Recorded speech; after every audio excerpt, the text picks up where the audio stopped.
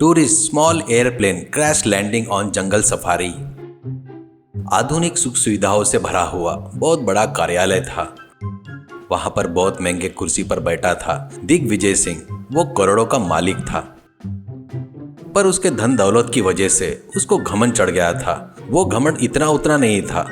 उसके सामने बड़े विनम्रता से खड़ा था आकाश। आकाश उसके पास उसका पर्सनल असिस्टेंट बोलकर काम कर रहा था। आकाश बहुत बुद्धिमान और समझदार था।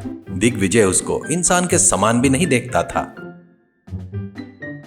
अरे आकाश, मेरी फाइल कहाँ है? तेरे को मेरी जरूरत की चीजें पता नहीं है क्या? तेरे जैसे को इतनी तनख्वाह देकर बेकार है। ऐसा कहते हुए दिग्विजय उस पर चिढ़ रहा था, पर आकाश चुपचाप वो सहन करता है। उसको पता था कि दिग्विजय के मन में इंसान से ज्यादा नोटों के बंडल की कीमत ज्यादा है। उस दिन शाम को दिग्विजय एक खास व्यापार के मीटिंग के लिए अपने खास प्राइवेट प्लेन से सफर करने वाला था। एयरपोर्ट पर उसका छोटा विमान तैयार था। उसमें दिग्विजय, आकाश और पायलट विक्रम थे। अब विमान हवा में उड़ता है।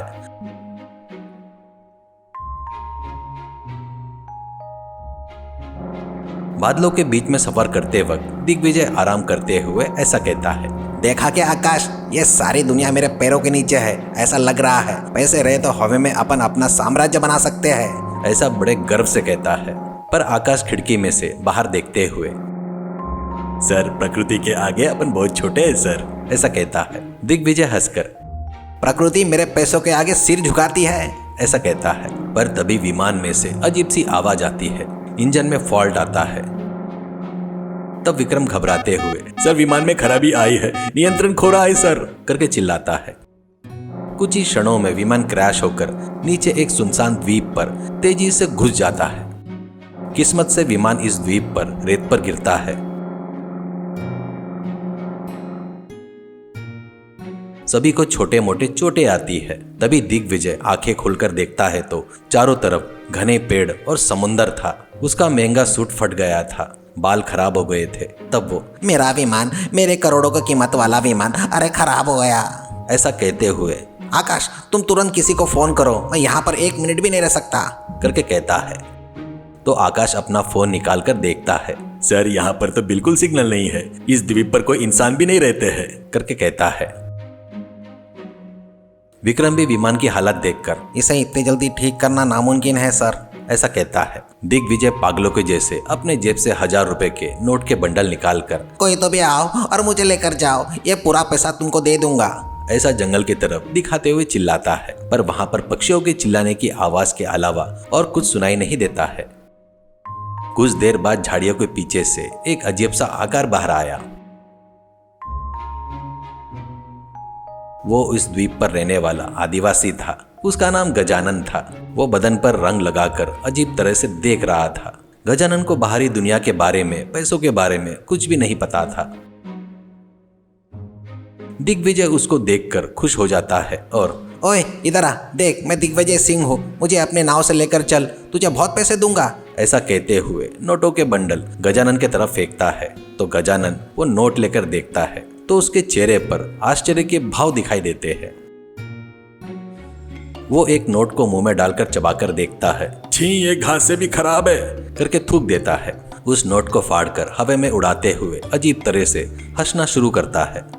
वो देखकर दिग्विजय चौंकने लगता है और वो, अरे वो पैसे है, उससे तो कुछ भी खरीद सकता है, करके चिल्लाता है। तो गजानन अजीब तरीके से इशारे करते हुए आकाश के पास जाता है। आकाश हंसते हुए उसको नमस्कार करता है। तभी भूख लगना शुरू होने के बाद दिग्विजय को असली तकलीफ पता चलती है और वो, आकाश मुझे भूख लगी है, कुछ तो भी खाने को लेकर आ, ऐसा ऑर्डर देता है। पर आकाश के पास कुछ भी नहीं था।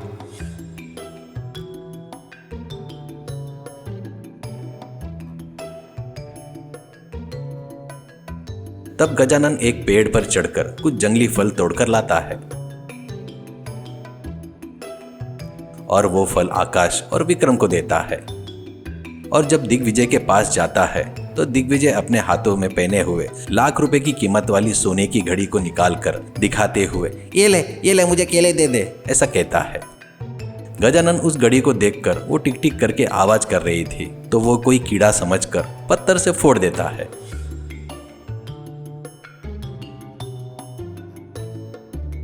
उसके बाद फलों को दिग्विजय को दिए बगैर खुद ही आराम से बैठकर खा लेता है।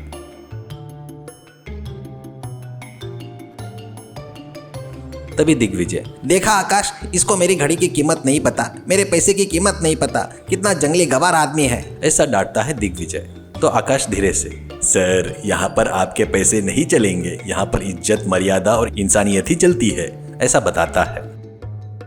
रात हो जाती है, ठंड लगने लगती है, तो गजानन आग जलाकर आराम से बैठता है और उधर दिग्विजय ठंड से कांपने लगता है। पर गजानन के पास जाने के लिए उसका अहंकार बीच में आ जाता है।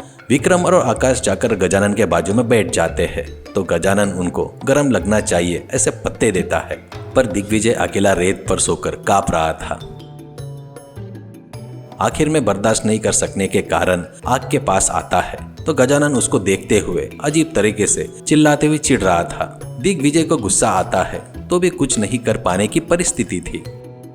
अगले दिन सुबह गजानन मेरे साथ आओ करके इशारा करता है। सभी लोग उसके पीछे जाते हैं।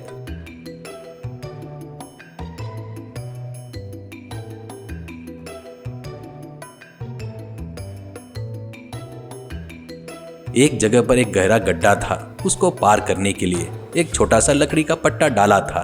गजानन, आकाश और विक्रम आराम से पार कर लेते हैं, पर दिग्विजय डरते हुए पैर आगे बढ़ा रहा था। बीच में पहुंचने के बाद पैर फिसलकर नीचे गिरने जाता है।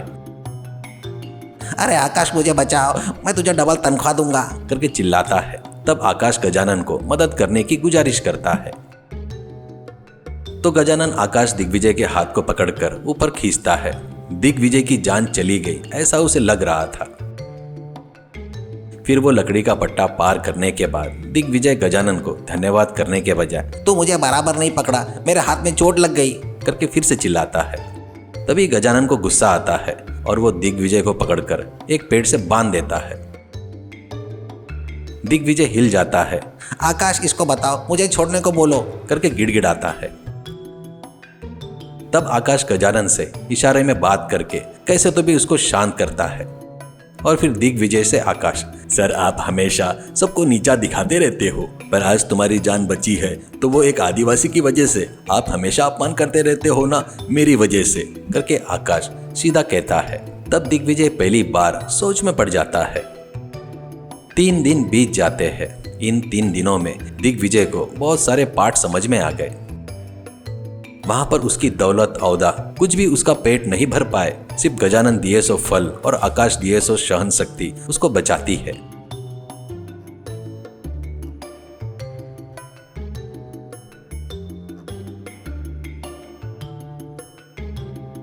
एक दिन गजानन एक बहुत बड़े मछली को पकड़कर लाता है और उसको भूनकर सबको बांट देता है।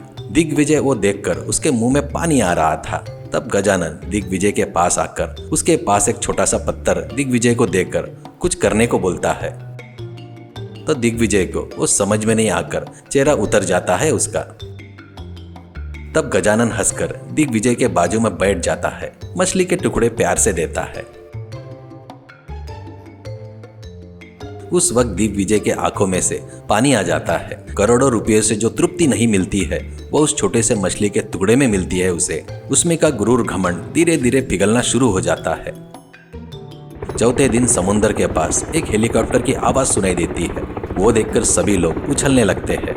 विक्रम अपने पास के सिग्नल फ्लेयर को जलाता है। उससे हेलीकॉप्टर वाले उनको पहचान लेते हैं।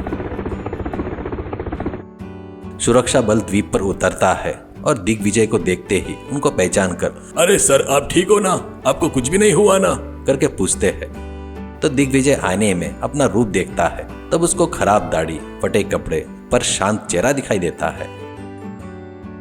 अब वो वापिस जाने से पहले गजानन के पास जाता है तो गजानन अभी भी उसको अजीब तरह से देखते हुए हंस रहा था। तो दिग्विजय अपने जेब में बचे हुए नोट के बंडल को निकालते हुए रुक जाता है, क्योंकि उनकी कीमत गजानन की नजरों में 0 थी ऐसा उसको समझ में आ गया था। वो अपने गले का एक साधारण रुद्राक्ष की माला निकालकर गजानन के गले में डालता है तो गजानन वो देखकर खुश हो जाता है। हेलीकॉप्टर में बैठने के बाद दिग्विजय आकाश की तरफ देखता है। आकाश अभी बड़ी विनम्रता से खड़ा था।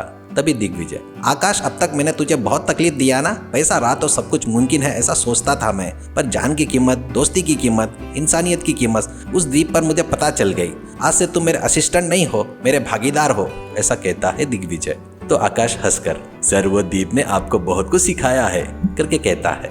तब दिग्विजय को क्या समझ में आया बोले तो इंसान के पास कितना भी पैसा रहा तो भी आफत की घड़ी में उसकी मदद इंसान की अच्छाई ही करती है, बैंक बैलेंस नहीं। हेलीकॉप्टर हवा में उड़ता है। इस बार दिग्विजय नीचे जमीन को देखकर गर्व नहीं करता, अपने बाजू के लोगों को देखकर गर्व करता है। वो द्वीप एक धनवान को एक इंसान बनाकर भेज देता है। सीख, पैसा इंसान को सुख सुविधा देता है पर संस्कार नहीं देता। अहंकार जहाँ पर रहता है वहाँ पर ज्ञान नहीं रहता। आफत के वक्त बचाने वाला इंसान ही सच्ची संपत्ति होती है। आगे वाले को इज्जत दिए तो तभी अपने को इज्जत मिलेगी।